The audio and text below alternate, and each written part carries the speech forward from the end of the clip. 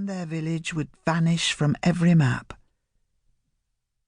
Some forgot about that nowhere place at the foot of the valley altogether, even me, until, of course, I was made to remember, not by anyone living, but by a dead man. Part 1. How the Matter Arose.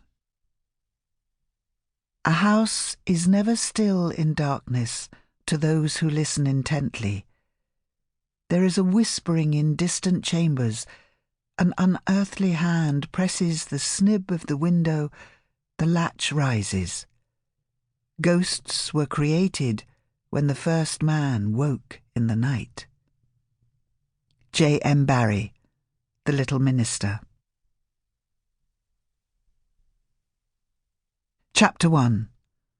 The Revenant. October 1978. I am haunted by a man who told stories for a living. This cantankerous, ill-tempered and selfish man, the unlikely father of my lost child, is the reason I believe in the supernatural. I know now that death is not the end of life, and I know spirits walk the earth because of Harry Price. I saw him tonight. Not in the flesh, that couldn't have been. My old companion's tombstone is already leaning and choked by ivy.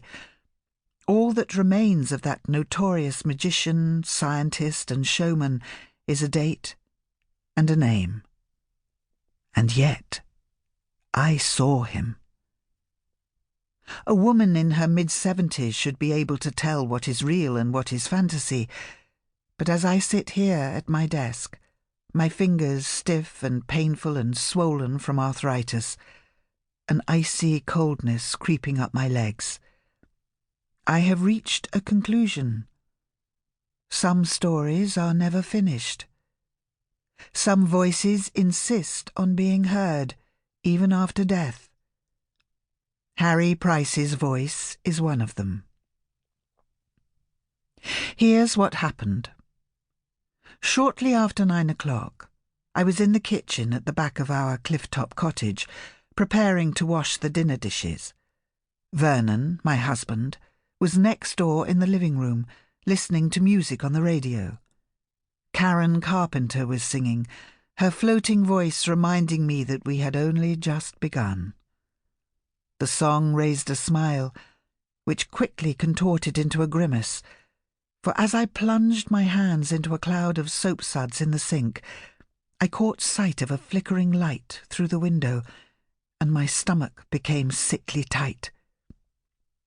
The flickering light was moving, bobbing out of the thick darkness towards me. I stood in rapt stillness at the sink, looking at the light with an escalating sense of dread. I wanted to leave the room, but felt strangely compelled to stay. It didn't occur to me that there might be some mundane explanation for this light, perhaps someone with a torch roaming the fields. I just instinctively knew there was something unnatural about it. But it wasn't the light that made me gasp for breath. What did that was the naked light bulb overhead, buzzing suddenly, flickering as if from a surge of power. I looked up at it, and it exploded. Instinctively, I flung my hands upwards to protect my face from the shower of glass.